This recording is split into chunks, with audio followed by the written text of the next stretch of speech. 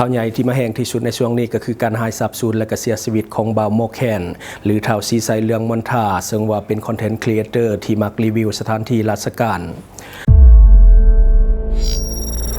Time to shareสวัสดีท่านผู้ชมกลับมาพบกับรายการทำทูแชร์สำหรับหัวข้อข่าวที่เราอยากจะนำเสนอในวันนี้ก็คือหัวข้อข่าวที่เป็นข่าวใหญ่ที่มาแห้งที่สุดในโซเชียลของเราในปัจจุบันก็คือเรื่องของการหายสาบสูญและการเสียชีวิตของบ่าวโมแคนหรือเฒ่าซีไซเลืองมนทาซึ่งหลายคนน่าจะรู้จักกันในนามของคอนเทนต์ครีเอเตอร์ที่มักรีวิวสถานที่ราชการซึ่งหลายคนก็รู้จักเพราะว่ามีผู้ติดตามใน Facebook และก็ในแฟนเพจค่อนข้างที่จะหลายเกือบแสนคนเกือบแสนผู้ติดตามซึ่งว่าได้กลายเป็นข่าวใหญ่ในช่วงที่ผ่านมาบ่าวโมแคนได้ตกเป็นข่าวใหญ่เรื่องของการหายตัวจากสื่อโซเชียลหรือว่าสื่อออนไลน์แล้วก็หายจากบ้านเกิดของตนเองในแขวงหัวพัน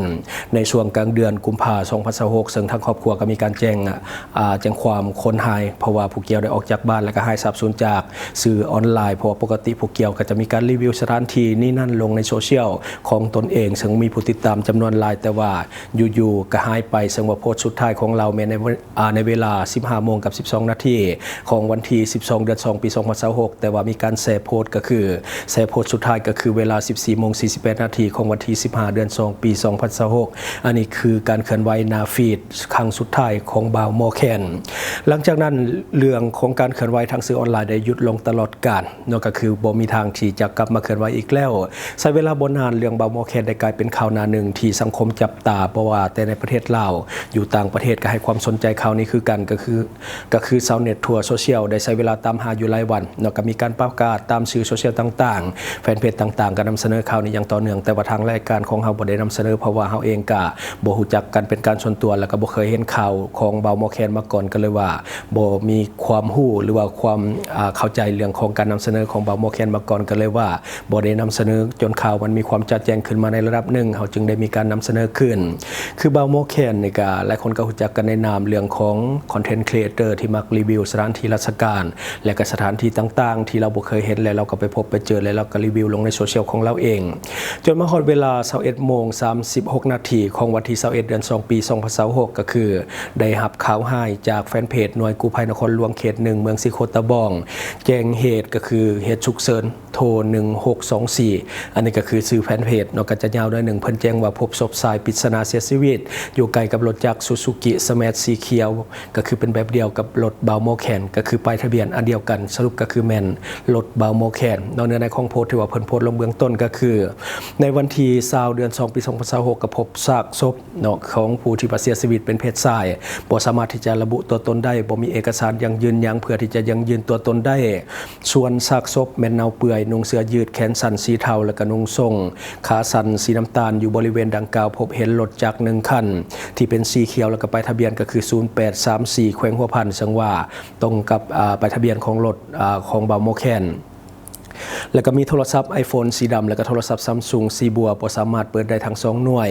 อยู่ข้างรถจักรพบเห็นธงยางสีฟ้าอยู่ในธงยางมีเบียร์3กระป๋องแล้วก็มีเหล้า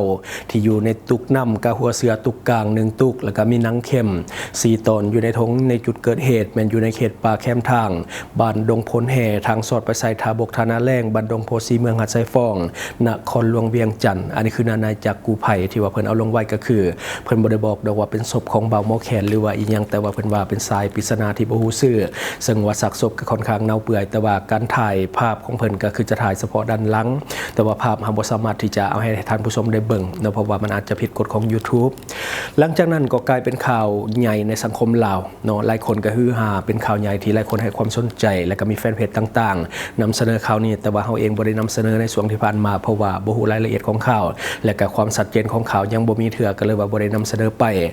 ผู้คนส่วนใหญ่สงสัยถึงการตายนั่นก็คือสาเหตุของการตายของบ่าวโมแคนว่าเป็นย้อนหยังจึงเสียชีวิตในลักษณะดังกล่าวต่างคนก็ต่างคิดต่างมุมมองต่างสันนิษฐานไปต่างๆนานาบ่คือกันแล้วแต่ความคิดมุมมองของแต่ละบุคคลมันบ่คือกันแต่ว่าภาพที่ปรากฏตามสื่อออนไลน์ก็คือการเสียชีวิตจากอุบัติเหตุที่ว่ารถจักรเสียหลักและก็พลิกคว่ำลงข้างทางอันนี้คือ น่าจะเป็นสาเหตุหลักที่เห็นให้เสียชีวิตแต่ก็มีคนสันนิษฐานไปต่างๆนานาแตกต่างกันไปมันแล้วแต่ความคิดของไผมันเนาะแต่บ่มีไผได้เห็นใบหน้าของชายปริศนาที่ว่าเสียชีวิตอยู่ใกล้กับรถของเบาหมอแคนซึ่งคนส่วนใหญ่ก็คือสันนิษฐานว่าเป็นเบาหมอแคนเพราะว่าลักษณะคล้ายคือและก็ยังบ่มีผู้ใดได้เห็นใบหน้านอกจากกู้ภัยแต่ว่าเพิ่นบ่ได้ถ่ายลงเนาะคือเบื้องต้นมีข่าวออกมาว่าศพของเบาหมอแคนได้ส่งสการที่ปราสาทบ้านห้วยเตยอันนี้เป็นการจุดประกายเรื่องของดราม่าที่ว่าเกิดขึ้นในโลกโซเชียลอีกครั้งหนึ่งเพราะว่าบ่มีไผยังยืนได้ 100% ว่าเบาหมอแคนแท้บ่ที่ว่าเสียชีวิตแต่ว่าหลายคนเห็นทางด้านหลังก็คิดว่าเป็นเบาหมอแคนแท้ๆเนาะแล้วก็มีการส่งสการที่ปราสาทบ้านห้วยเตยแต่ในความเป็นจริงเพิ่นว่าบ่แม่นเนาะเพราะว่าต่อมาบ่นานในบ้านห้วยเตยได้ออกมายังยืนก็คือตอบโต้ข่าวลือว่าบ่มีมูลความจริงอันนี้คือเพิ่นออกมาตอบโต้แจ้งการเบื้องต้นที่เพิ่นออกมาก็คือเลขที่239ลงวันที่23เดือน2ปี2026สำหรับเนื้อในของแจ้งการก็คือในบ้านห้วยเตยนครหลวงเวียงจันทน์เขายังยืนว่าบ่มีครอบครัวทามอนทามาแจ้งข่าวมรณกรรมเป็นการแอบอ้างว่าท้าวศรีไสเรืองมณฑาเกิดเมื่อวันที่21เดือน10ปีปี1994แล้วก็ได้เสียชีวิตในวันที่21เดือน2ปี2026รวมอายุมัน32ปีทรงสการในวันที่23เดือน2ปี2026เวลาก็คือ1 โมง 30 นาทีตอนช่วงอยู่ปราสาทบ้านห้วยเตยฉะนั้นข้าพเจ้าในบ้านห้วยเตยเขายังยืนว่าเรื่องท้าวมณฑามาแอบอ้างว่ามีท้าวศรีไสเรืองมณฑาเสียชีวิตนั่นแม่นบ่มีมูลความจริงทุกอย่างดังนั้นทางองค์การจัดตั้งบ้านห้วยเตยของพวกเฮาจึงขอให้ภาคส่วนที่เกี่ยวข้องจงช่วยติดตามเพื่อหาตัวผู้กระทำผิดผู้ที่แอบอ้างคนนี้เพื่อมาดำเนินตามระเบียบกฎหมายต่อไปอันนี้คือแจ้งการเบื้องต้นที่ว่าออกมาจากในบ้านห้วยเตยก็คือกลายเป็นข่าวที่สร้างความสับสนให้กับสังคมว่าเบาหมอแคนเสียชีวิตแท้หรือบ่หรือเป็นการสร้างสถานการณ์ซึ่งว่าแจ้งการตัวนี้ก็เฮ็ดให้หลายคนลังเลเนาะเพราะว่าบ่มีการยั่งยืนจากองค์การจัดตั้งหรือว่าภาคส่วนที่เกี่ยวข้องหรือว่าเป็นทางการเนาะก็เลยว่าเห็นให้หลายคนสับสนในเบื้องต้นของแจ้งการเพราะว่าในบ้านห้วยเตยปฏิเสธว่าบ่มีข่าวดังกล่าวบ่แม่นมูลความจริงหลังจากที่ว่าเห็นแจ้งการนี้ชาวเน็ตทั่วโซเชียลส่วนใหญ่ก็เกิดความสับสนว่าเบาหมอแคนนี่ได้เสียชีวิตหรือบ่หรือว่าเป็นการสร้างสถานการณ์แต่ล่าสุดการจัดตั้งบ้านห้วยเตยคือเก่าเนาะได้ออกมาแก้ข่าวคืนใหม่ในวันที่24เดือน2ปี2026เรื่องของแจ้งการที่ออกไปก่อนหน้านี้ก็คือแจ้งการเลขที่249/บหตก็คือบ้านห้วยเตย ขออภัยก็คือแก้ข่าวคืนเรื่องของการทรงสการท้าวศรีไสเรืองมณฑาหรือว่าเบาหมอแคนเนาะซึ่งว่ามาบัดนี้ก็จะเป็นอีแบบใหม่ก็คืออยู่ที่ห้องการบ้านห้วยเตยเมืองสถานีนครหลวงเวียงจันทน์ในวันที่24เดือน2ปี2026เวลา 15:30 นาทีทั้ง3ภาคส่วนได้มาปรึกษาหารือกันเกี่ยวกับข่าวมรณกรรมของท้าวศรีไสเรืองมณฑาหรือว่าเบาหมอแคนโดยการเข้าร่วมของ3ภาคส่วนดังต่อไปนี้ภาคส่วนที่1ก็คือการจัดตั้งบ้านห้วยเตยและภาคส่วนที่2ก็คือประธานสมาคมภาษาไทยแดงแม่นฝังศพและก็ภาคส่วนที่3ก็คือครอบครัวของท้าวมณฑาเรืองมณฑาเขามาปรึกษาหารือกันดังนั้นทั้ง3ภาคส่วนแม่นได้มาแก้ข่าวที่เกิดขึ้นโดยอิงใส่เฟซออกสื่อลานาเป็นผู้ติดตามจึงได้มาโอลมกันดังนี้ก็คือท้าวศรีไสเรืองมณฑาแม่นได้เสียชีวิตในวันที่21เดือน2ปี2026แท้หรือว่าเบาหมอแคนได้เสียชีวิตในวันที่21แท้เขาได้ลงเฟซเอามา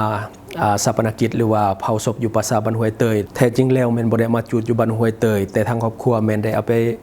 ฝังอยู่ปราสาทสมาคมไทยแดงบ้านห้วยเตยแต่ขึ้นกับประธานสมาคมปราสาทไทยแดงโดยกงบ่ได้ขึ้นกับบ้านห้วยเตยแต่ทางประธานสมาคมไทยแดงพัดขึ้นไปว่าปราสาทบ้านห้วยเตยแต่ความจริงแล้วเป็นการเขียนผิดดังนั้นจึงเฮ็ดให้สังคมมีความสับสนฉะนั้นทั้ง3ภาคส่วนเสนอให้ประธานสมาคมไทยแดงเปลี่ยนป้ายใหม่ให้ใส่ชื่อว่าปราสาทสมาคมไทยแดงอยู่บ้านห้วยเตยมีการฝังศพตามพิธีของประเพณีมีแต่การฝังเท่านั้นบ่มีการจูดส่วนชายแดนปราสาทของบ้านห้วยเตยและปราสาทของสมาคมไทยแดงมันมีชายแดนติดจอดกันส่วนในบ้านห้วยเตยยังยืนก่อนหน้านั้นแม่นยังยืนถูกต้องแท้บ่ได้มาฝังศพอยู่ปราสาทบ้านห้วยเตยแท้จริงแล้วแม่นเอาศพไปฝังอยู่ปราสาทสมาคมไทยแดงบ้านห้วยเตยฉะนั้นจึงเฮ็ดให้ต่างฝ่ายเข้าใจผิดกันซื่อๆเพราะปราสาทมันติดจอดกันและกับปราสาทสมาคมไทยแดงถ้ามีคนเสียชีวิต ให้ไปพัวพันกับประธานสมาคมไทยแดงโดยกงบ่ได้มาพัวพันนำการจัดตั้งบ้านห้วยเตยดังนั้นทั้ง3ภาคส่วนจึงได้พร้อมกันมาแก้ข่าวเพื่อให้พ่อแม่ประชาชนได้เข้าใจกระจ่างแจ้ง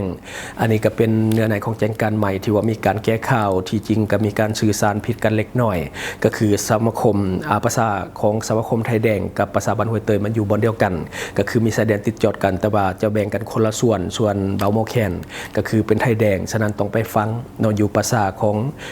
สมาคมไทยแดงส่วนห้วยเตยเนี่ยก็เป็นชาวพุทธธรรมดาก็จะเป็นการจูดเนาะฉะนั้นก็มีความเข้าใจผิดกันคาดเคลื่อนกันน้อยหนึ่งแต่ว่าข้อสรุปแท้ๆก็คือเบาโมแคนหรือว่าเท้าซีไซเรืองมอนทาแมนเสียชีวิตแท้ตั้งแต่วันที่21เดือน2ปี2026ที่ผ่านมาตามที่เป็นข่าวก็คือปิดตำนานคอนเทนต์ครีเอเตอร์นักรีวิวสถานที่ราชการและก็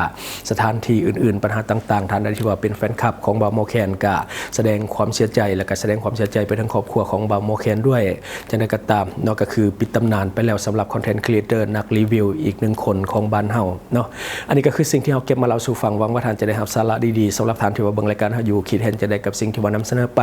ก็อย่าลืมฝากไว้ภายใต้คอมเมนต์ของเฮาและข้าพเจ้าจะเข้าไปอ่านด้วยตนเองขอขอบใจสนใจโฆษณาประชาสัมพันธ์ธุรกิจและผลิตภัณฑ์ของท่านผ่านรายการของเฮาสนใจติดต่อตามข้อมูลที่ขึ้นหน้าจอในปัจจุบันได้เลย